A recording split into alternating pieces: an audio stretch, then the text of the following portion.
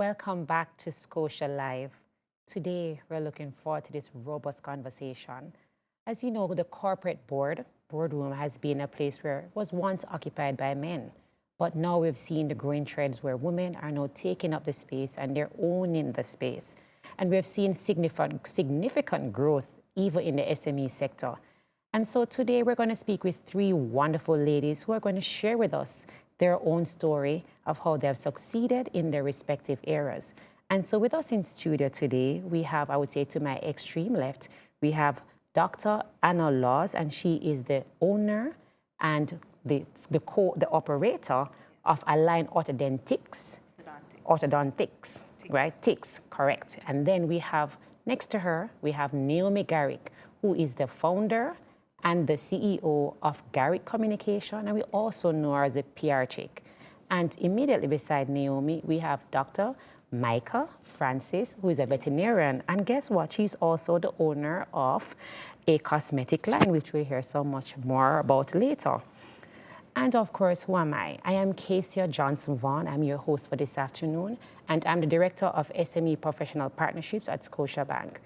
And so I want to share another important data with you before I go to ask my panelists some questions. Would you believe that 42% of businesses in the United States are owned by women? And they also say that at least 3% more women are likely to own their own businesses. And so this is a very alarming information. But I also want to get some more from the ladies who are here. They have rich stories to share with us. And I want to hear from Dr. Anna Laws. Can you tell me, how did you start? Well, let me first say something. I want to make a profound statement because I'm sure every one of our viewers can relate to this. All of us don't like dentists. For some reason, we have a fear, right? Because growing up, we may think just hearing that drilling sound and, just seeing all the knocking and etc. We don't want to have that experience. And so we grew up having this fear, never want to see someone like you, but we want the beautiful smiles and we want the end results. So did you know from a very long time that you wanted to be an orthodontist? How did you get into this? Well, I started, but thanks for having me, first of all. I started looking at different professions, as most high school students do. Medicine, law, engineering, that was what was available to us. So I applied to med school here, but I also got accepted to school overseas. And whilst there, I found out that I was accepted to medical school here. So I thought about it, asked them to defer for a year. At the end of the year, I said, you know what, I think I'll choose dentistry. I have more control over my time. I'm not going to be on call. So I thought it was a much better profession for a female. So that was my option. As far as orthodontics, I really just like giving people great confidence.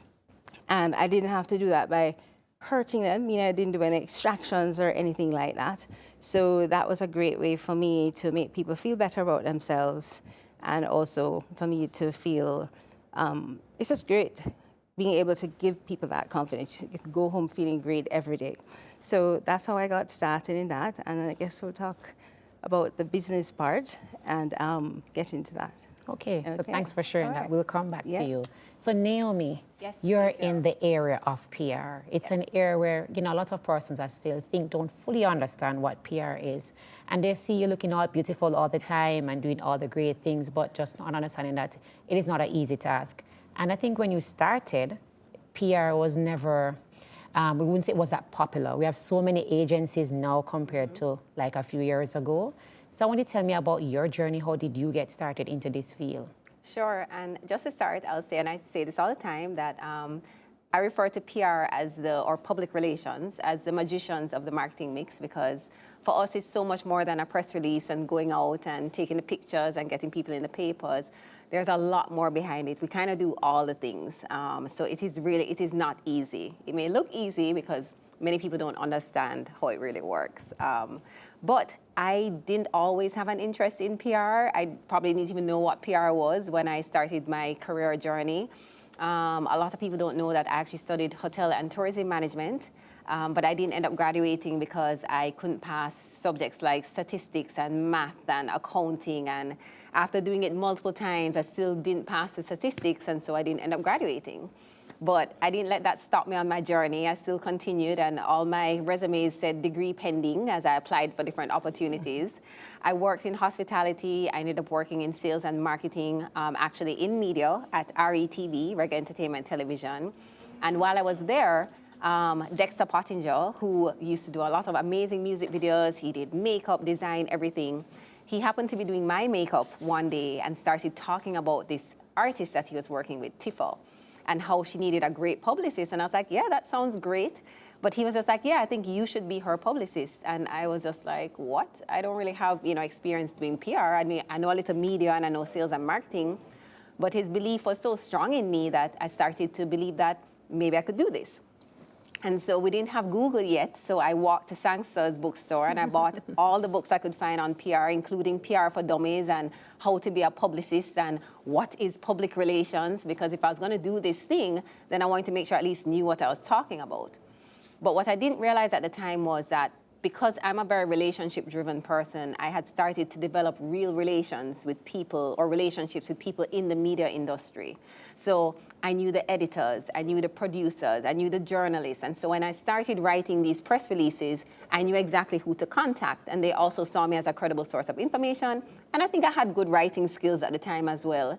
And so when I started seeing my information being published or a producer asking to come on set for behind the scenes, I realized that I may have something that the other people in this industry don't have, which is direct access. And so slowly but surely, other artists started realizing that I was doing this publicity work. And so that became my side hustle at RETV. And then I applied for a job as a corporate communications manager for a hotel that was opening. I didn't have any corporate communications experience, but what I did for that interview was I showed up the way that I thought someone would look in this field, and I also came with what I knew. So I brought my experience from hotel and tourism, even though that's not what I continued, and I brought my experience working in the media and now as a publicist, and so I got that job. Okay. But after about 3 months, I realized that I didn't really want to work for anybody, and also I saw an opportunity in the PR space because, as you mentioned, Casio, at that time, there were a lot of advertising agencies that maybe had a PR exec, but not many PR agencies. And I saw an opportunity for me, especially looking at business and lifestyle brands. And so 13 years ago, I started this agency, Garrett Communications, with no formal training in PR, no degree in communications, but with belief, and also with the experience that I had from these different industries and my relationships in the media. And I'm happy to say that 13 years later, Garrett Communications Limited, I believe, is one of the leading PR agencies in Jamaica. Awesome. You have so much more, so many nuggets. I'll come back to you on that. But let's move on to Dr. Francis. So please share with me, how did your journey start? And I've seen that you actually have your two spaces. You have your own skin and hair line, and also you are a veterinarian. So share your story with us. All right, thank you, Casey, for having me. And well, it's actually 3. Wow. So I'm a veterinarian. I do own a hair company. It's actually not skin and hair care. Its primary focus is faux locks and low tension protective hairstyles. And also I do operate a farm store, which I opened in C4 St. Thomas, where I'm from. And we just opened another branch in Spanish Town, where I live. So so it's actually 3 ventures. So for me, how did I get started? Truthfully I was always a part of anything that has to do with animals because my grandparents, they are farmers. I lived on a farm all my life. And growing up, I knew I wanted to assist and basically develop what they have already started. So I knew I wanted to do something in farming, but not necessarily farming per se. When I was young, just a little backstory, I was adopted at the age of 14, and I went to live in St. Catherine. I was doing well there, but probably not, how to say it, persons there were doing extremely well. So persons who were like getting second place were getting like extremely high averages. And I felt like, I had to work extremely hard to match that or even to be better. So I realized that I was working extremely hard at a very young age, and I started developing these little minute principles until they got bigger and they kind of propelled me, at that very young age. And I find that as I grew older, those principles kept with me, working hard, being diligent, being focused, not being led astray, and just ensuring that these are the core principles that I have, just keep working at them. So from a very young age, being adopted and seeing how well my grandparents work and everything, it kind of propelled me to be the person I am today. So I just kept at that, and I never stopped. So even after going into vet school, because I wanted to do something in farming and I wanted to do something in medicine, so put that together, you got veterinary medicine. Didn't even know how I was going to afford that, but I did, because after I finished high school, I applied to CASE, that's the College of Agriculture, Science and Education. And after getting through my final year, I applied for what they call the work and travel program. And that is what offered me being able to pay for my tuition the very first year of vet school. And that was a big change for me. And a lot of persons probably, if they don't know, or viewers, they don't know about the work and travel program, I encourage them to research and look into that. Because if you do not want to take a loan, or if you want to get some assistance with your loan and to have some extra income, work and travel is definitely one of those things. So I did that in my final year, and I paid my tuition, did not know where I was going to get the rent from, but God's grace, it came. I believed it would, and it did. And so I kind of started from there after leaving vet school. I was a little bit worried because a lot of persons said that, the market was becoming flooded. Right. And so I did not want to leave vet school not knowing what I was going to do. And so I said to myself, what could I do other than, instead of waiting to get into a job, what would I, get involved in to make some extra cash? And I remember that I always used to wear faux locks, and persons always asked, so where do you get that hair? And I was always saying online, but persons, sometime in Jamaica, they're a little bit fearful of spending online, going online, shopping online. So I said, let me be that middleman that kind of gets the hair from them, have it here in Jamaica, and have them purchase it. And at that time, there were not many persons into faux locks and low tension styles. There were persons wearing braids or weaves, so there were not many faux locks persons. So I was literally primarily the only person in Jamaica at the time. So I became a household name, got a lot of referrals, and persons were asking me at that time, who did my hair? And I was not doing installation, I was only selling the hair. So I remember saying to one girl that I did it myself. And that one single girl that asked me to do her hair, oh my God, became like, I know have hundreds of clients who have done their hair. If you probably pass somebody on the street and you ask them, who did your hair? More likely they'll probably say her natural hair care, because I became so popular. And because I was doing it from my home, it was very personal. So a lot of persons who have been my clients are persons who are teachers, lawyers, doctors, persons who do not have the time to spend hours and hours in their hair, persons who are very on the go. So I find that in that I've networked and made a lot of friends, a lot of colleagues, persons who are very like-minded and driven. And then after that, the market started to become a little bit saturated, so I ventured off into my farm store. So it kind of just one business led into another. So that's kind of how it kind of stemmed. But we'll talk some more about that. Excellent. Wow. Love that. Wow.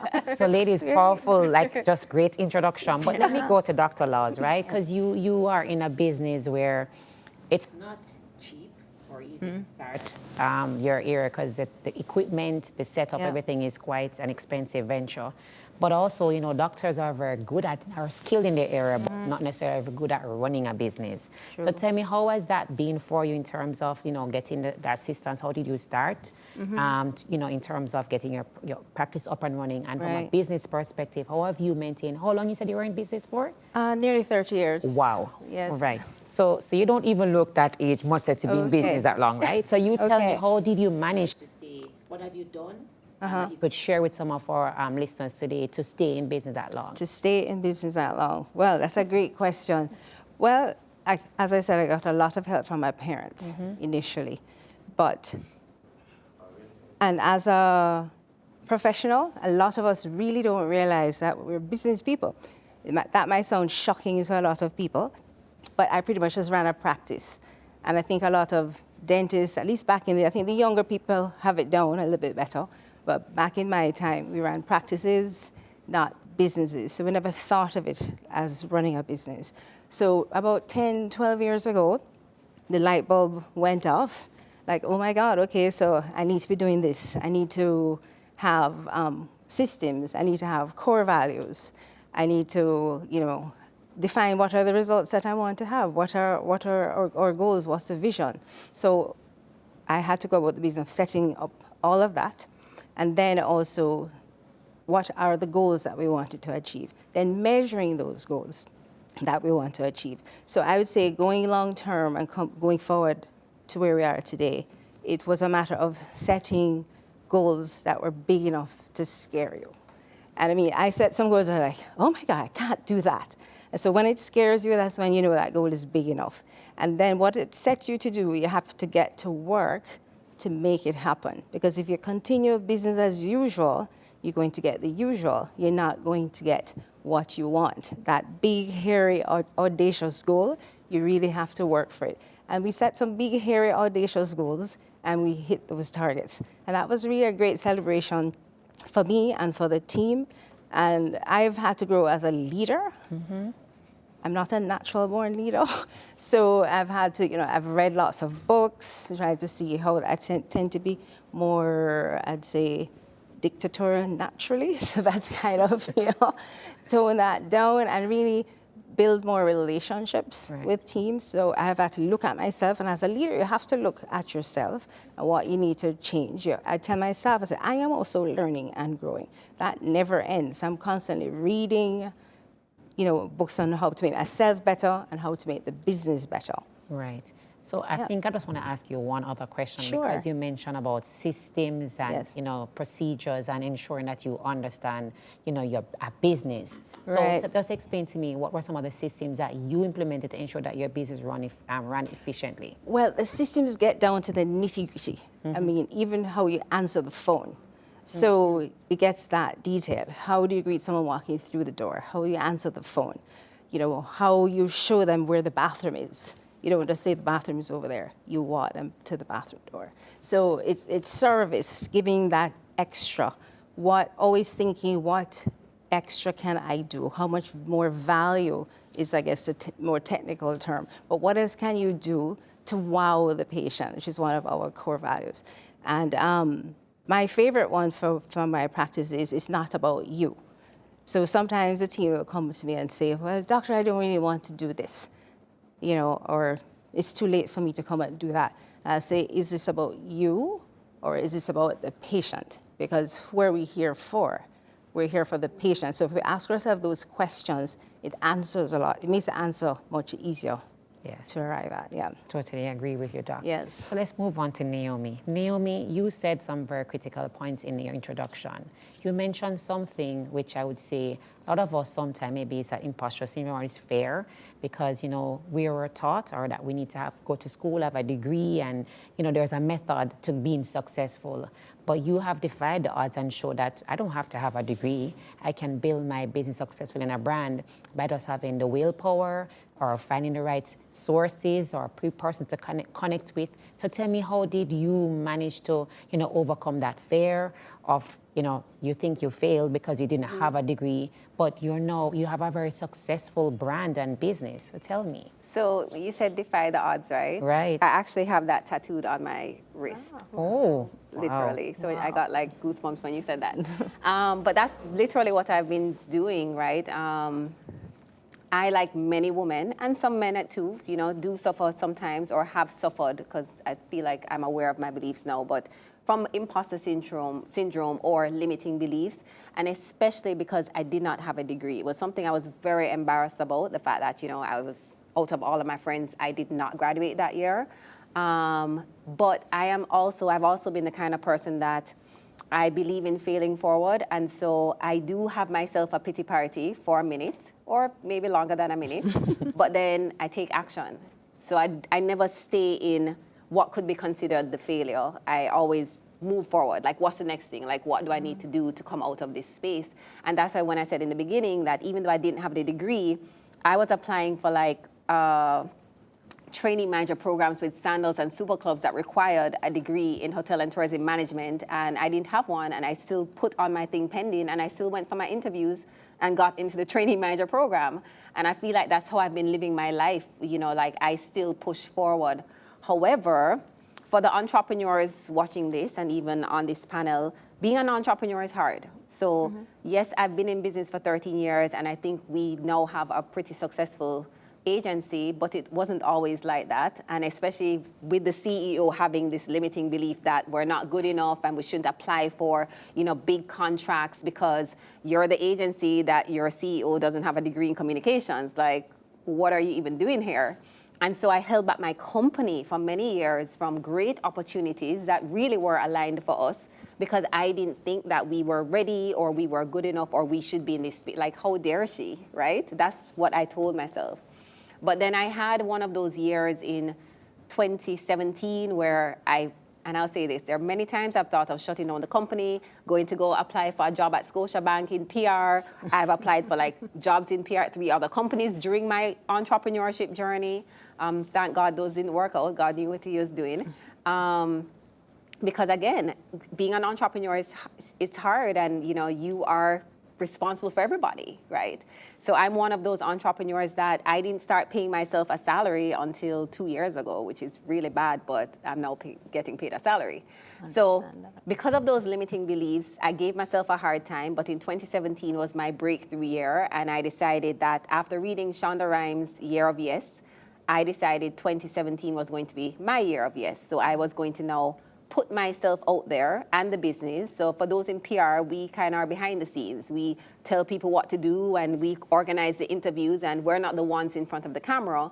But I decided to put myself in front of the camera and build my brand along with the company's brand. And so that meant applying for opportunities that we would never normally apply for, like the Scotiabank Vision Achievers Program, which if the deadline was Tuesday at 12 midnight, I probably sent in my application on Tuesday at 11:59 p.m. because I was so scared about putting myself out there and putting the company out there, because that means I have to pitch my company to strangers and for them to decide if I'm worthy enough, again, limiting beliefs, to be a part of their program. I got into that program and it was really transformational for me. I mean, my company ended up winning the Transformational Award because I took everything Coach said so seriously. And the main thing was to take action on all the things. But more importantly, we were taught how to work on your business instead of in your business. And that's what I was doing, and many of us, where we were kind of just doing all the day-to-day nitty-gritty stuff and not doing things that would actually build a business. Right. As I mentioned, I know PR, right. I don't know business. So I'm not a business person. I'm a business person now, right? But I wasn't a business person then. I had a lot of problems with cash flow and all these things, financial statements, because I just didn't know and I didn't understand. You guys heard that I didn't pass accounts. So that's not my strength. So what I realized was that I needed to find the things to support what I did. So programs like Scotiabank Vision Achievers. I'm a Vital Voices Grow Fellow, which is a global entrepreneurship program for women. I've done programs with Wharton. So I started seeking all the business opportunities that could support where I was, to support the value that I offered from PR, but now that would allow me to grow the business, get the right team involved.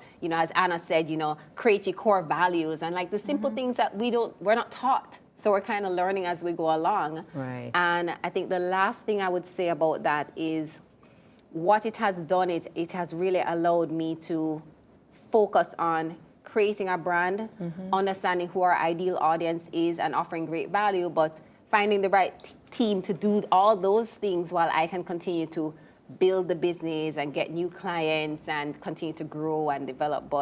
And then, just to touch on what you said about the degree, even though I don't have a degree in communications, what I have done now is I seek programs that support where I am in my journey today, right? So I think having a degree is amazing, right? And it supports where you are, whatever you're doing, but I'm still looking for other higher learning opportunities. So for example, I'm a certified reputation champion by the Public Relations Society of America.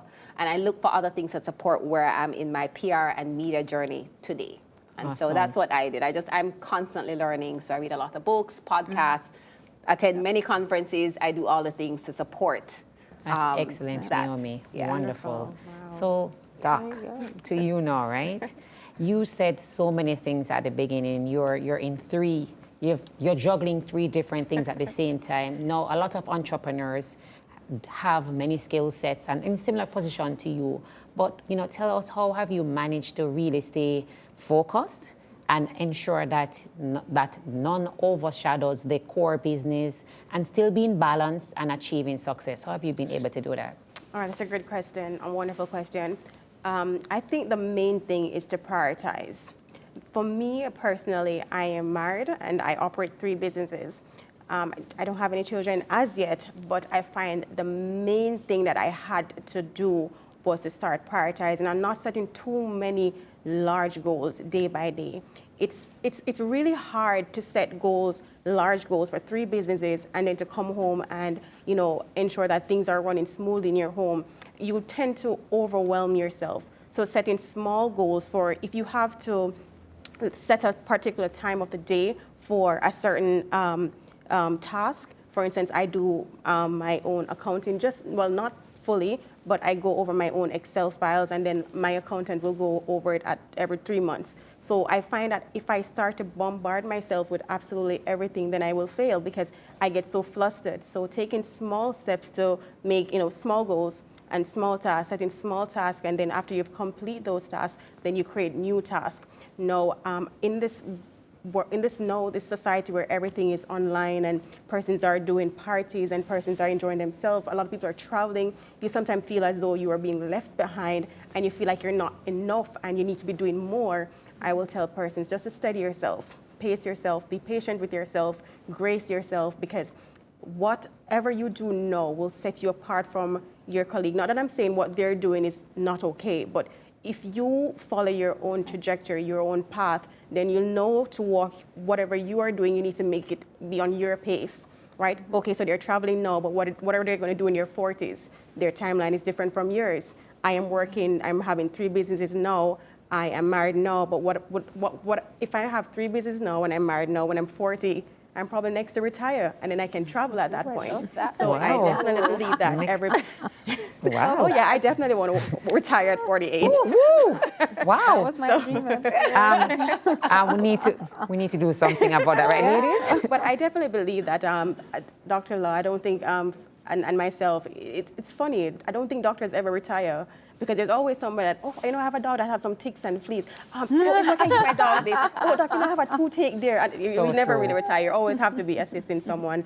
But it just goes down to prioritizing what's really important and following your own path. Let nobody make you feel as though you have to rush anything. Mm-hmm. Just set your goals, set small goals, work at those goals, prioritize what is important for you. And if the entrepreneurs are listening now, I really do hope that they take heed of this, like those cultivating these little things will, trust me, will make for a better business. Because even when you go to one of your business, say to do look over something of your staff, you find that if you go and you try to do 10 million things while looking over the business, you miss things. So taking it a step at a time and setting small goals, trust me, will really and truly impact greatly on whatever business you do. Wow, ladies. We agree with that.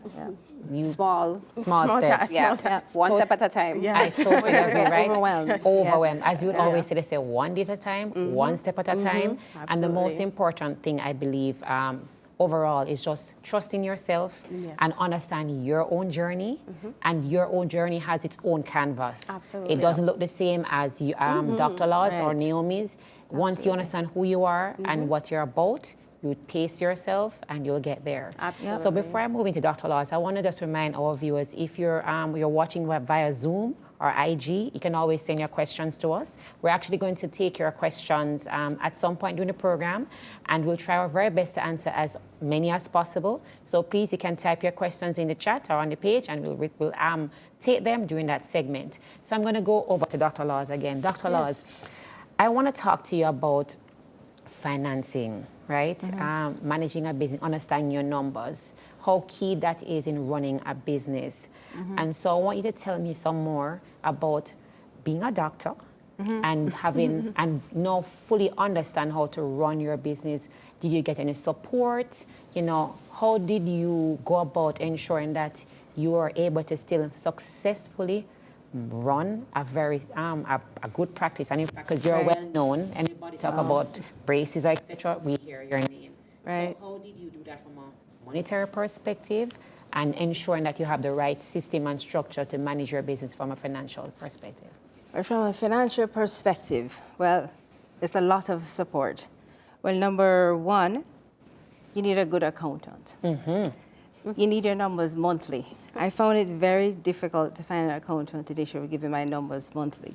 For years, it was a report at the end of the year, which is too late. So what I've learned is that you need your numbers regularly, and not even at the end of the month. As the business owner, you have to be monitoring those numbers daily, because if you set goals, if you wait until the end of the month, you just haven't hit the goal. There's nothing you can do about it. Sound like I'm listening So to Marcel Joy.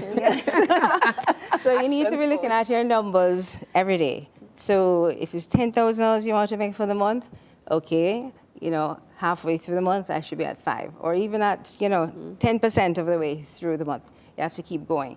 And if you're not on track, what do I need to change to get back on track? You can't wait. If not, it's too late. So monitoring, measuring relentlessly is key. Right. If you're not measuring, you don't know where you are. So you're just going to be off track right away. Financially, in terms of just support. So I would say, being the banker, you need to have a business banker to help you, depending on where you are in your business, right? True. So I've gone through different phases. Right. So, for example, when we decided to expand, we had to go to Scotiabank to get a loan to help us to expand. So, because, I was really afraid of putting up this structure that, I couldn't afford, or it's just like, oh my God, can I do this? This is, huge. So I just thought of us putting up an office space for myself, and a good friend of mine, the engineer, he said, no, just build 2 at the same time, And I was like, seriously, I'm not so sure about that. But he encouraged me. I followed his advice and ended up working out really well. We just put up the shell, put up the windows, the doors, ceiling and flooring. And then the tenants retrofit the spaces themselves. So that helped a lot. I didn't actually move into my space I was the last person to move in, really, because we had to get the cash flow, because managing the debt and, having to pay, you don't know where the cash is coming from, so you're kind of watching things and hustling here and there to kind of put things together. And definitely, the support that we got from the banks at the time was also very helpful in that. On a day-to-day basis, just having someone assist you just in checking your numbers. Of course, you're going to have team members. You have to monitor what's happening with your staff. Unfortunately, sometimes we have unscrupulous people, so you have to be checking your numbers every day. You have to be watching. You can't leave things up, right? Because if you're not monitoring it, someone else will be monitoring that for you, trust me. All right, so there's so many key components in that as far as managing financing. Different spokes in the wheel. But overall, having a good manager as well, someone you can lean on for support right in your own practice, someone who can trust, like your right-hand person. And even then, you have to measure and monitor and check. So you've said some very key points. You need to ensure you have a financial partner to give you advice. You need to have someone that's core in your business who also understands how to operate the business. Exactly. You need to understand your numbers to have the correct systems that you can measure your things daily. Yes. And then you also said that you need to ensure that you also have an accountant to provide support, right? Key. Yes. So Naomi, I want to ask you now so I'm switching to you because, being PR, that it's quite different from running a dentist, right? And so I want to know, how do you manage from a PR perspective, managing your own finances? What are some of the things that you would say that you'd recommend to anybody who have a similar type of business to you? How do you measure the success from a financial perspective in your organization? Sure. So, I could echo almost everything that Anna said. I just probably learned it a little later. But that one thing about knowing the numbers, understanding those financial statements and your documents, but really knowing your numbers on a day-to-day basis, as you said, because a month is too late, right? Yeah. It doesn't allow you to really know. It's too late to make any changes when you're looking at the stuff at the end of the month. Yeah. And so bookkeeping, just day-to-day bookkeeping, having an accountant, having a lawyer. Yep. But for me, what I found with us, because we're in PR, right, and not everybody uses public relations, and so what it had for us, we had to be very clear on who our ideal client was. So I mentioned earlier, we focus on business and lifestyle brands. And that's what we've been doing specifically, I would say, over the last 7 years. I mean, when we just started, we were working with everybody because, you know, you want all the money and you want all the projects, even if we're not an aligned fit. But as time went on, we realized that, you know, we were better at doing this specific thing.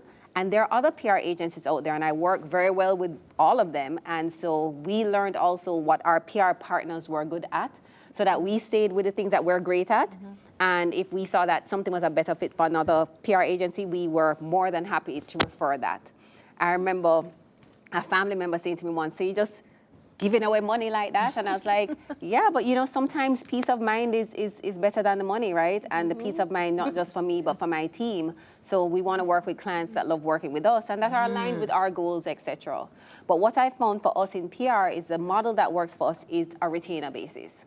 So again, that helps with money management and cash flow and projecting. When we know that we've signed on clients for a year, it allows me as the business owner, now that I understand these things, to project better and plan, you know, ahead for our company, but we still do great projects. So for us, we have clients that are on a monthly retainer, and then we do smaller projects that may span from 3 weeks to 3 months, right? And so those are the unpredictable projects that come along, but we love them too.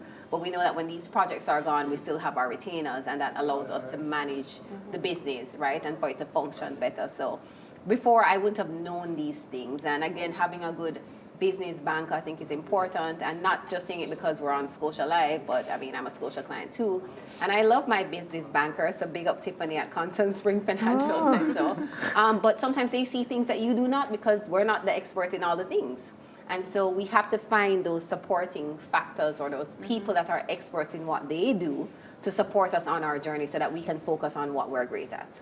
Naomi, you said it so well. I'd just like to add Sure. that is having a coach, Right. an expert in the Having field. a coach Yes, in that's whatever big. business Right, or yes. area that, and Yeah. coaching is not just for business, guys. So you could need a coach for your love life, for fitness, but find the areas that you are not excellent in and that you'd like to be, and then find that right coach to fit that part of your life. Okay.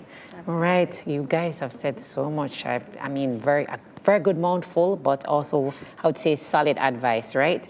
I want to ask Doc Francis, can you tell me, you know, what is the formula for success? Give in your own words, what would you say any entrepreneur is watching today, and, you know, what do you think is the formula for driving success, or any recommendations that you want to share with any of our listeners or viewers today? All right. Firstly, it's a good question, but let me just say, I don't think that there's a one-size-fits-all. Right. There's no direct formula. But I think, generally speaking, there are certain things that you look out for in order to make a profitable business. So the first thing is, you don't want to just think about a business that's only profitable, but something that's also fulfilling. Because sometimes you find that you're in a field, and yes, it's bringing money, but you find you're so overwhelmed, you're always tired, you're bombarded, your mental health is dwindling, your physical health is dwindling. And at some point, as the business owners, we are all, as Dr. Law said, the head cook and bottle wash. So if you find that you're doing all of those things and you're making money, you're probably just going to spend all that money at the doctor anyways. So you want to focus on first yourself, because you are the most important resource in the business at that primary time. And then also, you want to find something, you want to find a niche market.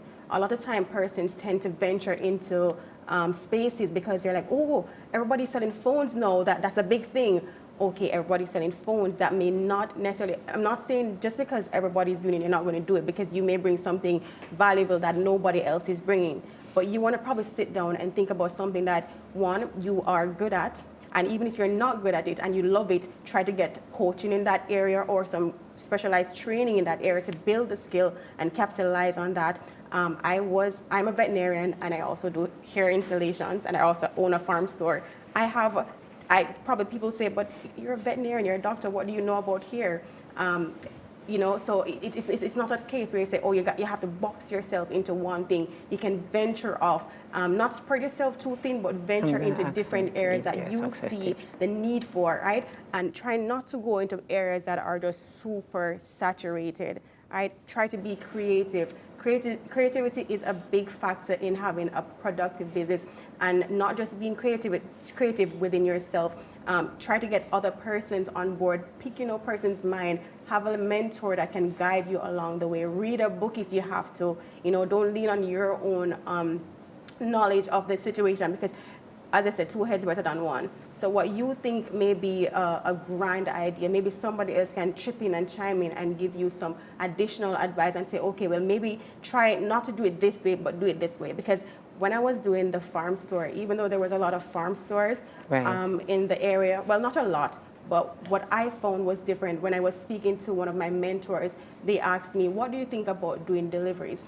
Most time persons think about delivery doing just small items, but when you think about a bag of feed, 55 pounds, and delivering 100 bags of feed, you may think, well, who's going to do that? But then I decided that I was going to invest in the highest and start offering delivery, and that set me apart from everybody else because they were not offering delivery, and a lot of persons were in the far country, rural areas, so that kind of made a big difference. So I just think that it's a matter of identifying a niche, getting some information about that particular niche, and trying your best to make sure that you capitalize in terms of your skills and your education about that particular niche that you're venturing off into.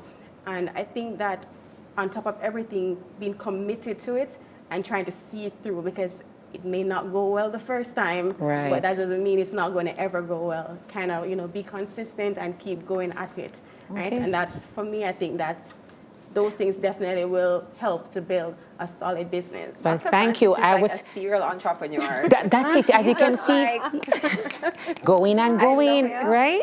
So I actually want to hear from both of you your advice. What advice would you give to other women business owners in terms of, just to ensure that you strive for success and being the best that you can? What would you share with? Focus. Have your targets lined up. Discipline. Whatever it is you say you want to do it. Set the time to do it. And do not compromise. Hard work. There's nothing else that's going to take away from that ever. Yes? And those would be my main things. Awesome. Naomi? Okay. For me, belief is the first thing. Like, you have to have that self-belief or find others that are going to believe in your journey, right? I find that having that support, whether it is from people that other entrepreneurs. So as much as I have my close friend circle, I told these ladies earlier, I'm a collector of people. So I have lots of peoples, but I have specific people that I go to when I talk about business, right? Or entrepreneurship or stuff like this, because I know they understand the journey and they're going to support it, right? Sure. Not saying my friends don't understand, but they are in the space, so I can get it's a different lens that supports that. Taking action is important, because we all create these lovely wish lists and goals, but if we actually don't take that first step, and it could be a small baby step, but it's the first step to actually show intention, it makes a big difference instead of just seeing the things. We have to actually take the action and do the hard work, do the hard things. Don't be afraid to ask for help. We cannot do this alone, and help may come in the form of someone but it can be in the form of a coach. It could be a podcast that you listen to. It could be a book. It could be something that you watch on YouTube. I am a voracious reader, so I read all the things, and I'm always listening to different kinds of people that can mentor me indirectly. So mentorship is a really big thing, right? And not being afraid to fail. Right? Yes. So failing forward. So, my favorite quote is, the journey is the reward, because I honestly believe that we are all on a journey to becoming the person that we were meant to be.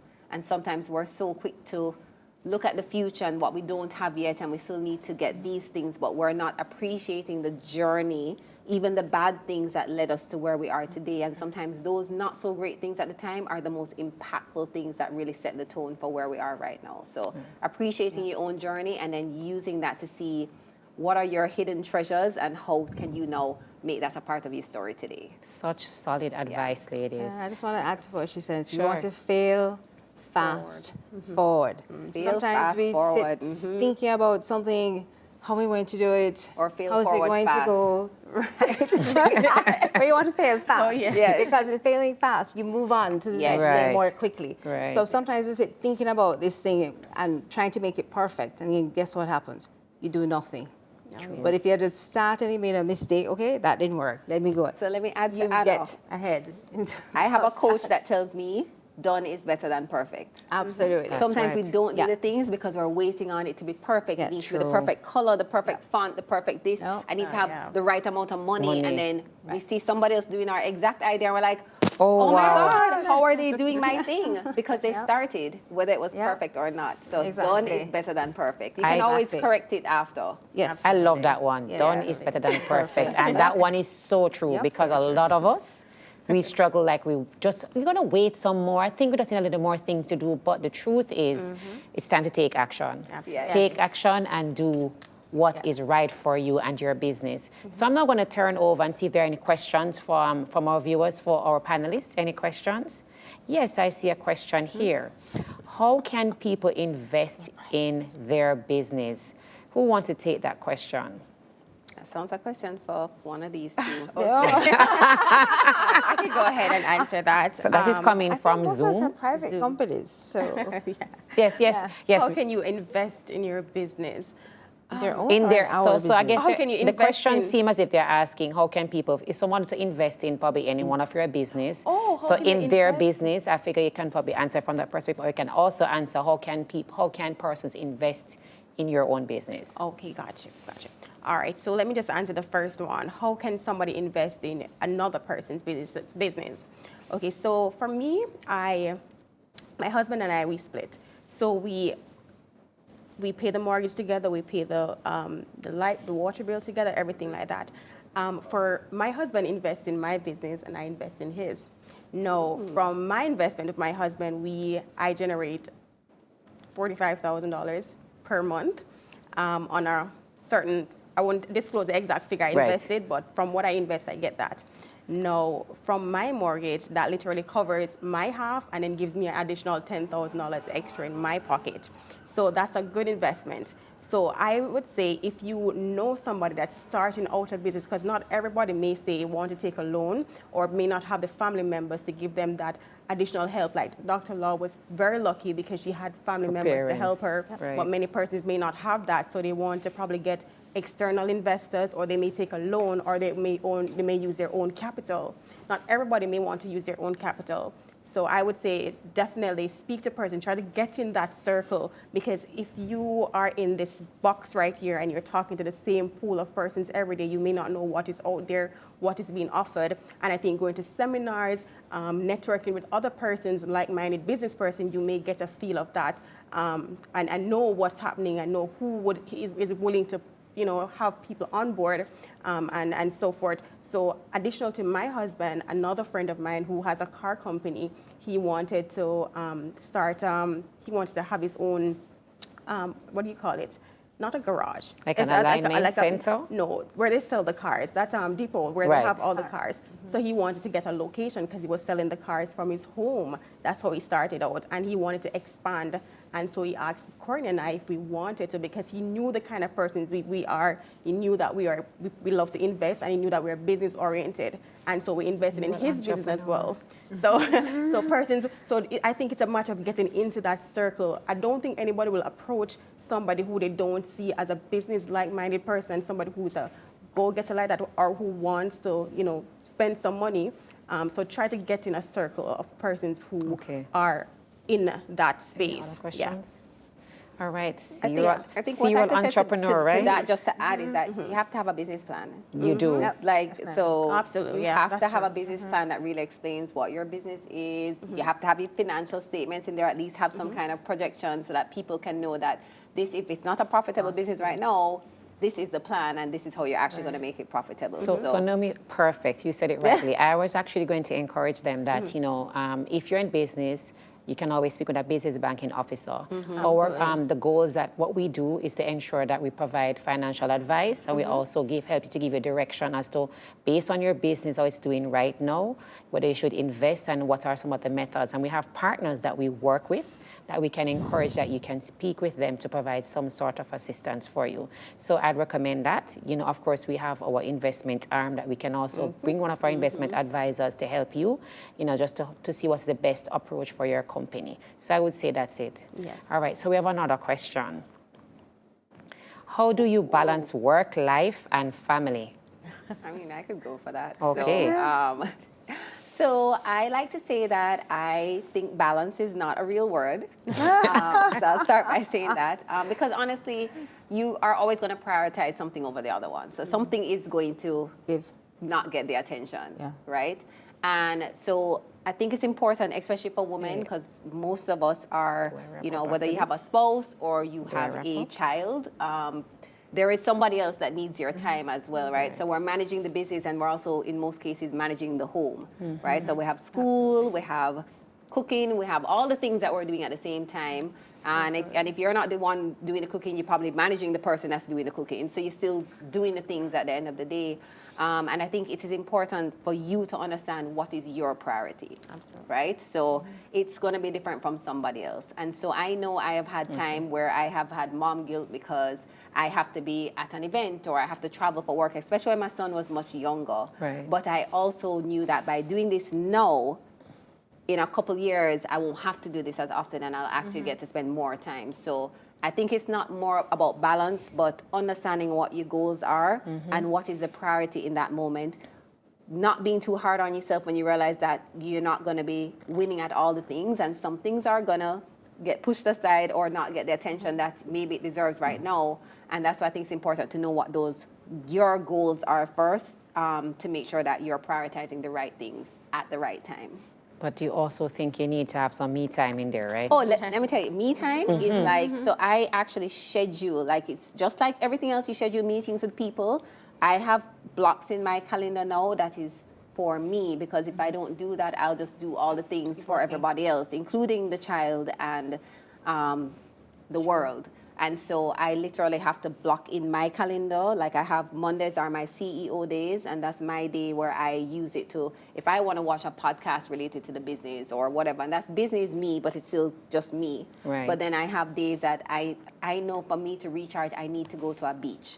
Yep. So I have to schedule like beach time that most times I go by myself. I'll just drive out to a beach because that's my time to kind of just zone out. So I think that setting that time for yourself is, even if it's, for some people may say, you know, maybe you're fortunate you can take a couple hours to go to the beach. Something as simple as on a Sunday morning, I have my Sunday morning coffee, which may or may not have a little bit of rum cream in there, but that's my me time on a Sunday, right? And it may just last 20 minutes.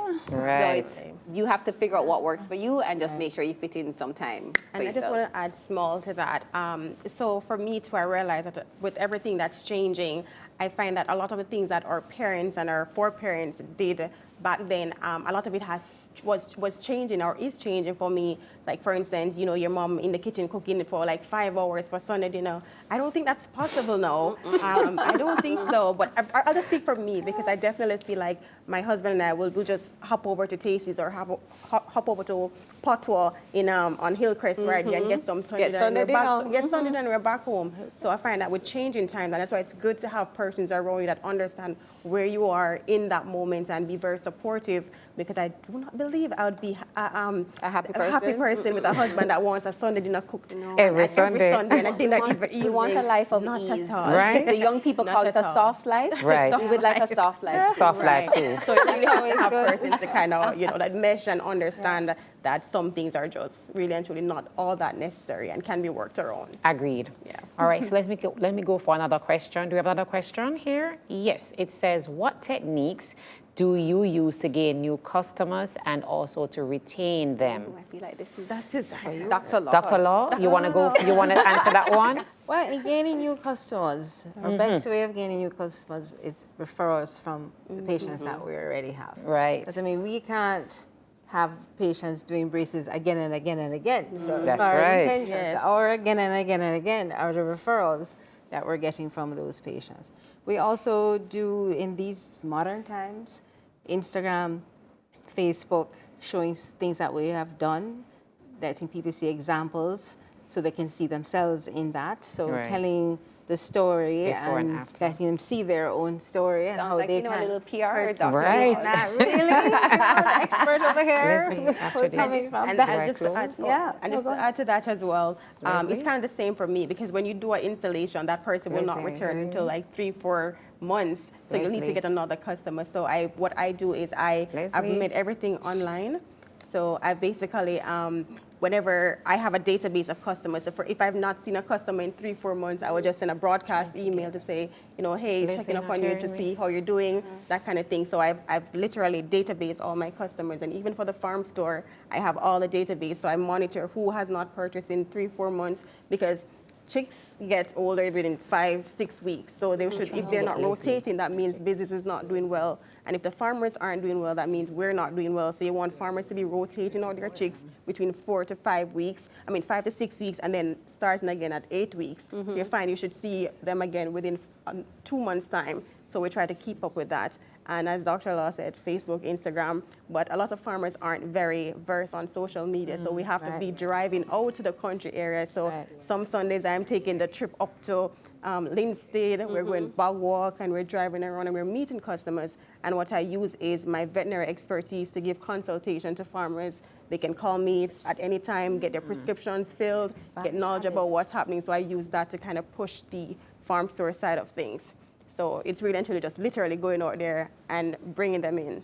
Yeah, and I would just to echo, I would say, you know, as you said, referrals and recommendations, Yeah. but then you have to do good work. Yes, Absolutely. Right? absolutely. So you have to do yeah. good work so you'll get it. And testimonials, because Yeah. people want to see the results of what you did. Absolutely. Right. And that's why, as you said, you know, Anna, you said using social media has helped because the world is online now. And if Yes. we look at what we purchase, even if we purchase from overseas, we're looking at the reviews. We want to see Yes. if someone got 5 stars or what other people are That's saying. right. And so Absolutely. sometimes before people even get to meet you or your product or service, they've already Googled you online. Yes. And sometimes they will make the decision solely based on what shows up or does not show up in that online search. Yes. So we have to be very mindful of how we're positioning our brands, companies, and ourselves as individuals, especially as CEOs and the entrepreneurs or owners of the business on these online spaces, because that's how people are making decisions about us right now. Right now. Not just word of mouth anymore, it's a Google search. I totally agree. You've said so much. I'm going to ask you a question, but I'm going to go first to one of our viewers. What is the most significant barrier to female leadership in businesses? I think one's own mind. I was going to say, not believing that we Right, just deserve to be yourself. here. Exactly. Self-doubt, Yes. not believing in yourself. Right. Yes. I mean, I think you should just go for it. Yes. What's the difference? I mean, I grew up with 3 older brothers, so maybe, and I had to fend for myself. So Right. Yes. I'm just fending for myself. I'm really glad that none of us women said somebody else because it doesn't matter what anybody says, no Yeah, matter I how many want to doors bring they up slam in something your about face. And I think because I think we you just I have want to to break ask down one those question. and we doors. weren't used to, And then go into it's the- different for this generation. Right. As you said, 43% of businesses are owned by women in the US. And you know, in Jamaica, like, sorry guys, but women run things here, right? from the higgler to the hustler to even the ladies selling the newspaper at the corner. I'm seeing, you know, women pumping gas. Like, women Yep. are doing Taking all over. the things. Yep. And I think that this generation will be different because they're growing up seeing this. It's not Right. like, you know, before growing up. And as I said, even when I entered the PR space, even the advertising agencies, most of them, if not all, are owned by men, which is not a bad thing, but that's Right. what you grew up seeing, right? Right. And so the landscape is changing. So I think Absolutely. we will continue to see this trend in women business owners because we see this and we know it's possible. Right. Right. So it's become very When we were normal. growing Yeah, up, most register new dentists normal. were men. Now, most of the graduating class is probably 60, 70, 80% female. So the landscape has definitely shifted. It has Yeah. significantly. I'm actually going to kind of wrap up. But before I wrap up, I think this is very key. I just want to, you know, ask Naomi to just zoom in on brand, right? Sure. Because what I realize is we have great businesses, good ideas, but oftentimes we don't recognize that what you do is more than what you say, and the service that you offer impacts more than having the big audacious goals and having the business. But when somebody experiences your brand, it's not a positive one. So, you know, being that PR brand strategist, what would you say in closing for an SME the importance of them understanding their brand in driving their business growth? So Warren Buffett says something like it takes 20 years to build a reputation and only 5 minutes to ruin it. And if we think about that, we do things differently. In this digital world that we live in now, it takes this to ruin a reputation or to even build your brand, right? Because the world is online now, and even if you have a company and you may feel like the CEO that you are not the face of the company, you are the company as well, especially as an entrepreneur, especially as an SME. So you may have, for example, a separate page for your business, and then you have your personal page, right? Right. And a lot of people come to me and say, but that's my personal page and it's not my business page, but you're one person and people connect you to the business. You are the brand. And so we have to be very mindful of how we guard our reputation and how we build our brands. Sometimes there are so many amazing opportunities that are really, really aligned for us, but because we're actually just not even positioning ourselves out there, we don't get chosen for these opportunities because people don't know that we exist. So you could be the best in the room, but nobody knows this, and so they don't choose you. So as an entrepreneur, business owner, as an SME, like you should be always thinking in the back of your mind, why should someone pick me? Am I putting myself out there for people to see that I'm the obvious choice in the room, right? I think the internet has, or this digital world has created a very even playing field for everybody. We all have the same exact access. It doesn't cost anything. Yes, you can spend more money to do ads and those things, but you just need your phone, right? And so we all have an opportunity to really position ourselves once we understand who we are, our unique value, right? So what's our differentiator? What makes us different or better in a particular space? And then who we're communicating to, because we don't need to be speaking to everybody. We need to speak to our ideal audience. Absolutely. And for the online space, you need to know where they live online, because you could be spending all the time on Instagram and your audience lives on TikTok. Right. Or your audience lives on LinkedIn. LinkedIn. But you need to know who they are first. Right. Very key. Yeah. Well, ladies, you know, this has been such a great conversation, and we could go on and on, right? Because we have so much that we could share. But we're actually now towards the end, and you have shared so many powerful nuggets with our listeners and viewers this evening. And, you know, we spoke about Suited for Success, powerful women in business. But, you know, you shared so many wonderful nuggets, and I just want to remind all the persons who are watching this afternoon, if you're an entrepreneur and you're, you know, wondering how can I benefit from this conversation, I'm just going to remind you of a few powerful things that the ladies share. It's important, get a business plan, right, so you can understand how your business, you know, if your business is going to be successful or not. Also, do some research on the field that you're in, so you can get very good insights.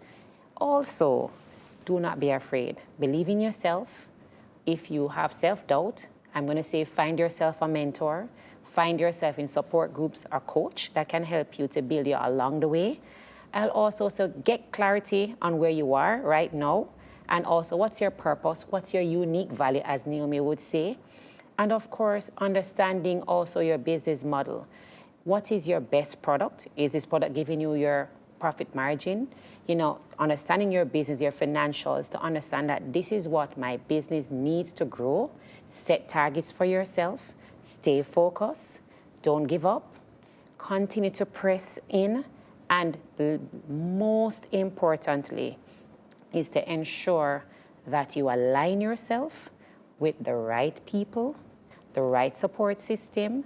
And I will tell you, as a banker, speak with your business banker to give you advice if you need one. And so, ladies and gentlemen, thank you so much for joining this afternoon. It has been our extreme pleasure to share with you. And I hope that this evening was very powerful, insightful. And we look forward to seeing you again on another Scotiabank Live.